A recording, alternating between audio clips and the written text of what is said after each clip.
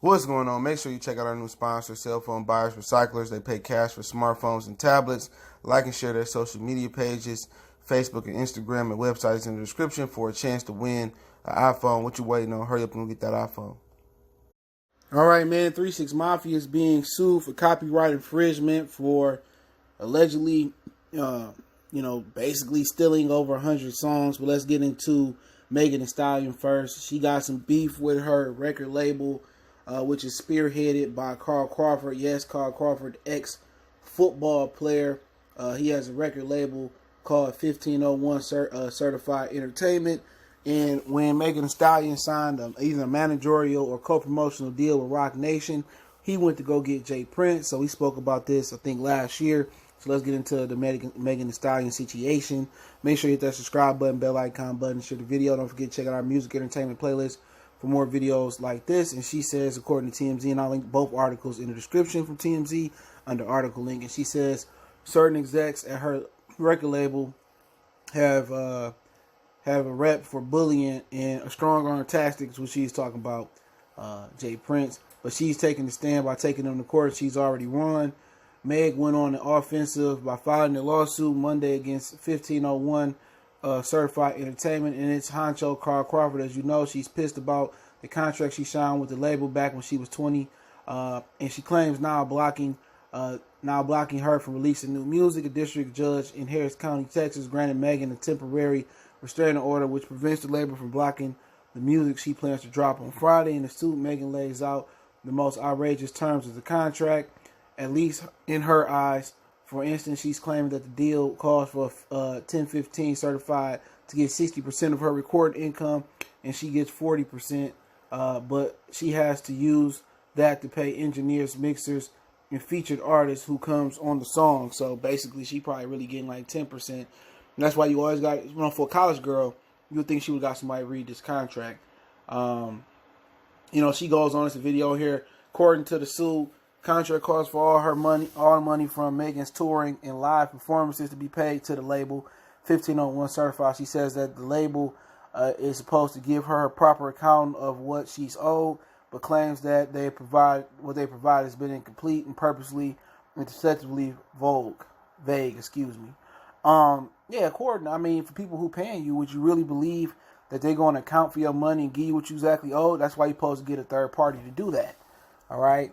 And, Megan claims that Crawford has been using this relationship with Rap-A-Lot record founder Jay Prince to intimidate people in the industry. In the suit, she claims Crawford pressured producers to hand over beats by saying Prince will be pissed. All right, Megan claims Prince is notorious in the industry for strong arm intimidation tactics, and comment was taken as a physical threat of harm. She doing too much talking. Megan thinks Prince has had a hand in her online smear campaign against her, including the recent stories about her getting arrested 5 years ago, which, TMZ brought up the mugshot. And all of these headaches simply aren't worth it for Megan, who says she, in exchange for signing the contract, she got a measly $10,000 in advance, hence her desire to renegotiate. She's suing Carl in 1501 Certified Entertainment for $1 million in damages. Megan is not suing Jay Prince. By the way, temporary restraining order she got also prevents the label from attacking or abusing her on social media. Her attorney tells TMZ, and he made a little statement. So, it's unfortunate that she signed a slave deal, but she is one of many of millions of artists, in an industry that signs slave deals like this. Man, I feel like I watch so many docs and researched it. These 360 deals and whatever they want to call these terrible deals that they get. That's why it's very, very important to actually have somebody look over the contract. We seen Ice Cube was one of the few smart guys that did that. TLC, New Edition, just to name a few, that's been caught in those type of deals. And, this is a girl that was going to college, you know what I'm saying? Khalees just talked about her story about how she got took to the washer and the dryer by the Neptunes and stuff of that nature. And, people have been finessed out their publishing and their royalties and stuff of that nature. So, what happens, he got James Prince soon. She got Roc Nation, but you live and you learn. Most artists don't make a lot of money, with their first record deal. A lot of dudes be slaves and they got to drop so many albums before they're free, and they don't have their publishing, they don't have their royalties. All that's going through the label, and it's funny when you talking about 20, 30 years removed from some of the guys we named. you know, and people still getting caught in these crazy deals and these stupid deals and not reading and going through them the proper way. It's unfortunate. It's very, very unfortunate that, you know, music contract literacy is still at an all-time low, just knowing, you know, what happened, especially with the internet. You can go easily and research it, but, you know, eventually she get to drop her music on Friday, and we'll see what happened. But her and Carl Crawford need to renegotiate. He ain't right. You know, that if you taking 60%, you need to be paying the engineers and the mixers and stuff of that nature. But she just one of many that got the same story, you know, out there, and they don't do what the record label say do, and they try to strong arm her into doing things that she don't want to do, you know, try to make her do certain things. So, you know, I don't know if they can, you know, reach to break the contract. It's gonna be a nasty legal battle, but you know, hopefully I'm pulling for it, man. I always pull for the artist, regardless if I like their music or not. But that's just the game. You know, you get tired of hearing these same stories about these people that's going through the same things. You know what I'm saying? That other artists went through back in the day. But TMZ also got an article saying 3 6 Mafia sues you jacked our work, and it says 3 6 Mafia, DJ Paul, and Juicy J have been staying fly musically speaking on the back of other people's work. So claims a group of artists now suing the MCs. A bunch of Memphis-based artists are going after the legendary hip-hop group, alleging they committed over 150 independent acts of copyright infringement from more than 100 individual recordings. One of the many offending tracks lists Memphis. The plaintiffs claim that 3 6 Mafia didn't give credit for some lyrics. Ditto for Tear the Club Up. Okay? And docs obtained by TMZ, the group of the artists say they came up in Memphis music scene in the 90s when 3 6 Mafia was also trying to make it a name for themselves. The groups claim shortly after all they met, started collabing, producing, recording, writing lyrics for 3 6 Mafia, but never got a penny for their work. The artists claim 3 6 Mafia was just one of several musical groups DJ Paul and Juicy J created to profit off the group's work. The artists claim this led to DJ Paul and Juicy J making millions from their work.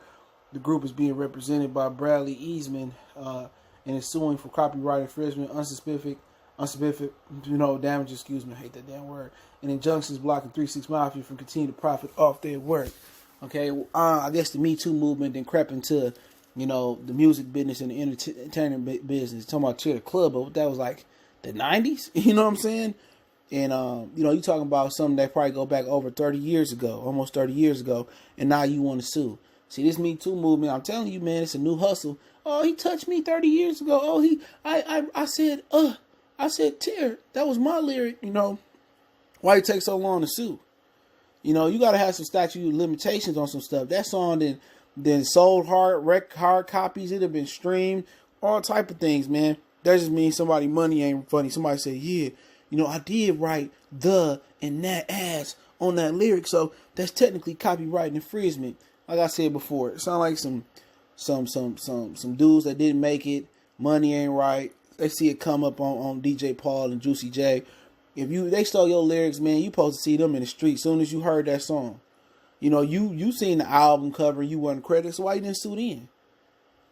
No, man, at some point we gotta have some statute of limitations on these Me Too movement things, man. You know, if you go over like a year and something happened, man, move on from it. Take that L. I don't know if they tried to extort them, when they tried to reach out to them, like, hey, bro, you know I did this, put me on the record, whatever. Man, like I said, we'll see what happens. Juicy J has already been accused of stealing some other music before. I'm not sure exactly how that turned out, but that's just the game, the industry, man. The industry is you make it, they take it. It's a lot of dudes that's keeping artists afloat, like Drake. You know what I'm saying? A lot of dudes been paying for Drake. You know, he just take care of his. You know, Lil Wayne, Gilly the Kid was writing a lot of his music when he was at his hottest. You know, people don't talk about that. And some of these dudes got the right to say, oh, greatest MC of all time, greatest rapper of all time, and don't pen most of their lyrics. It's crazy, man. But I can believe it, but just waited too far to get some clout off me, man. To get some sympathy off me. So let me know what you guys think about the 3 6 Mafia situation and the Megan Thee Stallion situation. And, yeah, like I said before, it's interesting, both stories. Same repetitive thing you hear from 30 years ago. And about the Megan Thee Stallion thing, it's funny how far removed they are from Sam Cooke and James Brown when they had real money and they actually understood their deals. Some old school musicians and prayers and hustlers We're smarter than these new ones. But hey, let me know what you guys think. Check our music entertainment playlist. Don't forget me on Facebook, Instagram, Twitter. Reach out to the email if you got business question, inquiry, sponsorship, video question, want to make a donation, cash out, PayPal in the description. Best way to donate for your boy is share the video one time for the one time. Goodfellas Sports TV. Let me know what you think in the comment section. Both articles in the description with the article link. We gone.